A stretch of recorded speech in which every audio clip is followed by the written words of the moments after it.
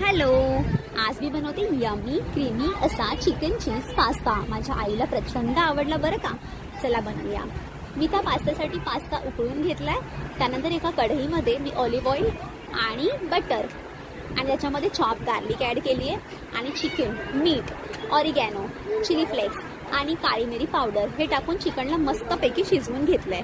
Same कढईमध्ये मी butter आणि तेल ॲड करून त्याच्यामध्ये चॉप गार्लिक टाकली आहे, 1 चमचा मैदा ॲड केला आहे आणि दूध हे टाकून त्याला छान मिसळून घेतलं आहे. पुन्हा त्याच्यामध्ये ऑरिगॅनो, चिली फ्लेक्स, काळी मिरी पावडर, मिक्स हर्ब हे सगळं टाकून घेतलं आहे. त्यानंतर मी चिकन जे शिजवून घेतलं होतं ते ॲड केलं आहे. चिकन स्टॉक माझ्याकडे अवेलेबल होतं, ते 2 टेबलस्पून टाकले आणि पुन्हा मिसळून घेतलं आहे. मग आपला शिजवलेला पास्ता त्याच्यामध्ये ॲड केला आहे. भरपूर असं चीज ॲड केलं आहे. मग काय, आपला यम्मी क्रीमी असा चिकन चीज पास्ता रेडी आहे. वाव, किती यम्मी दिसतोय. एन्जॉय. थँक्यू.